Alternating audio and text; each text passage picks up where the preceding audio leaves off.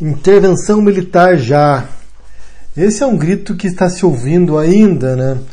Após as manifestações dos caminhoneiros, as paralisações dos caminhoneiros e também dos petroleiros. Alguns grupos pequenos que estão pedindo a intervenção militar ainda querem a volta de alguma ditadura, de algum governo que vá pôr as rédeas no sistema, limpar o governo brasileiro e melhorar o país. Um de vocês me perguntou aí por que isso, né? Por que o brasileiro tem essa vontade de pôr os militares no poder? Qual é esse fascínio em relação a governos autoritários?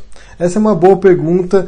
É um pouco difícil a gente criar uma generalização para isso, porque somos milhões de eleitores e há várias vertentes, há várias correntes de pensamento, mas em linhas gerais eu vou tentar traçar um pouco o perfil psicológico do eleitor brasileiro e por que há um grupo, por que há um segmento que deseja a volta dos militares. Eu sei que a situação aí não é fácil, eu sei que muitas vezes parece que não tem saída, então, na cabeça de muitas pessoas, a impressão que dá é que apenas se houver uma revolução, não, mas porque revolução assusta muita gente, mas se houvesse um reboot, né, que resetasse o Brasil e começasse do zero.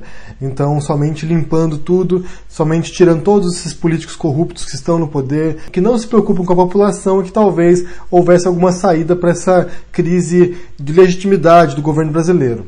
Então, na cabeça das pessoas, talvez o regime militar, talvez o exército tomando o controle, limparia as coisas. Mas essa é uma besteira por vários sentidos. Vamos começar analisando. O primeiro aspecto, que eu acho que é o mais importante, que é o mais essencial, é que é a falta de senso cívico do brasileiro. As decisões no Brasil são tomadas desde muito tempo atrás, desde o período colonial, são tomadas de cima para baixo.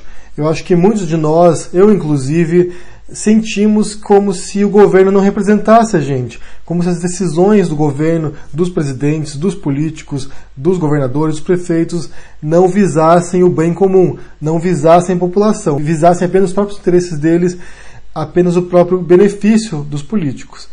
Então é como se houvesse uma cisão, é como se não houvesse um diálogo entre quem está no poder e quem está na base, nós, cidadãos. Essa falta de senso cívico também se reflete no modo como a gente se relaciona com a sociedade.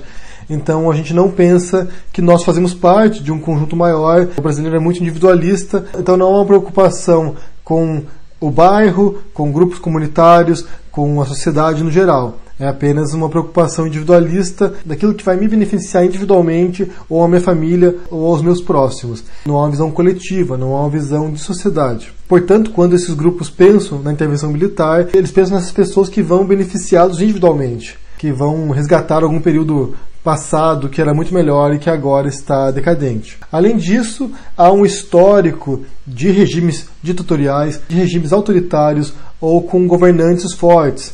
O Brasil, bem, se for pensar, a gente teve império, a gente teve imperador no Brasil. Dá para pensar nisso? A gente aprende na escola sobre os imperadores, né, sobre Dom Pedro I, Dom Pedro II, mas a gente nunca parou para pensar que eram imperadores, como os imperadores romanos, sabe? E a própria proclamação da República, né, o próprio regime democrático republicano foi obra dos militares, foi obra de militares positivistas que fizeram essa revolução, que foi o caso do Marechal Deodoro e depois do Marechal de Ferro, né, que era o Marechal Floriano Peixoto, que iniciaram esse processo democrático, que iniciaram esse processo republicano. Posteriormente, nos anos 30, houve também a Era Vargas, que era aquilo que se chama de caudilho, né, o caudilismo, que são líderes populistas, carismáticos, que governam com punho de ferro. Não era um regime militar propriamente dito, mas era um governante autoritário, era um governante influente e que não era exatamente um governo totalmente livre. E por fim, o golpe militar dos anos 60, que durou até começo dos anos 80, então aí sim tivemos um governo militar de fato, um regime militar, uma ditadura militar, e nesse período houve uma sucessão de governantes militares. Mas esse não é um fenômeno exclusivo do Brasil, não foi apenas o Brasil que teve ditadura ou que teve governantes militares. A própria história revolucionária da América Latina envolveu militares como Simão Bolívar, que foi o libertador da Venezuela, da Colômbia, da Gran Colômbia. Também no sul houve o San Martín, José de San Martín, que foi o libertador da Argentina, do Uruguai e do Chile. Também em outra parte do Chile teve o Bernardo O'Higgins. Ou seja, houve várias histórias de militares que lideraram revoltas de independência na América Latina. E também ao longo do século XX, vários países, além do Brasil, também tiveram ditaduras, né, como o Paraguai, como o Uruguai, como a Argentina, como a Bolívia, o Peru, o Chile, a Guatemala, a República Dominicana. Ou seja, isso foi um fenômeno disseminado pela América Latina de ditaduras de direita que realizaram golpes preventivos para evitar o risco comunista, para evitar o risco vermelho, o risco do socialismo, da ditadura do proletariado. O que me parece bastante contraditório, né? Porque você criar uma ditadura para evitar uma ditadura me parece que não faz muito sentido. Isso se une a uma falsa noção de que não havia corrupção na ditadura militar, de que os militares não são corruptos, de que não há esse tipo de problema nas Forças Armadas. Essa é uma ilusão, realmente, assim como qualquer outro regime, qualquer outro tipo de organização, há membros corruptos, há integrantes que praticam corrupção.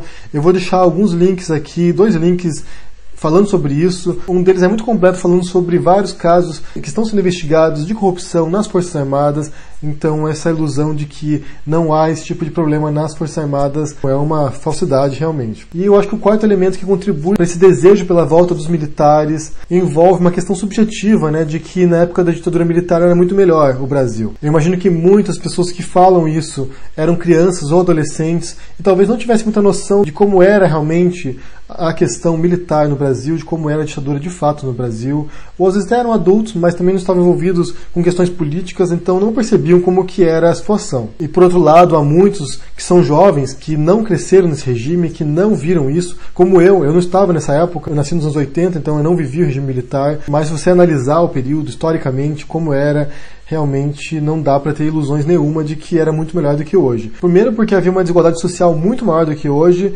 havia realmente extrema miséria, muita pobreza. Para a classe média e para as elites foi um momento melhor, de fato, né, onde prosperaram mais, mas a grande massa de pessoas pertencia à classe D ou E, eram pobres, eram miseráveis, e isso não era dito porque havia censura, então se abafava as notícias de pobreza e de miséria extrema.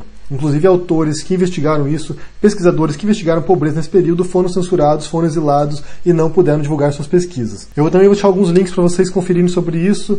Um deles é da Comissão Nacional da Verdade sobre a Ditadura, que foi uma investigação feita pelo governo para levantar o histórico da ditadura, para levantar os crimes cometidos durante a ditadura. Então, são 3 relatórios imensos. Eu dei uma folhada neles, eles são muito longos, eles são imensos mesmo, então você pode conferir esse material na internet, está tudo online, investigando a história do golpe militar, os abusos do regime, o que aconteceu nesse período, os crimes políticos, os crimes de tortura, de perseguição política. Então estão todos nesses relatórios, vocês podem conferir porque há uma infinidade de material sobre isso. Há um artigo da Super Interessante também que vale conferir, que são 21 mitos sobre a ditadura militar, no qual ele trabalha sobre algumas questões envolvendo esse período também, tanto de corrupção quanto das razões que levaram a isso. É interessante também, tem vários aspectos ali que podem ser analisados.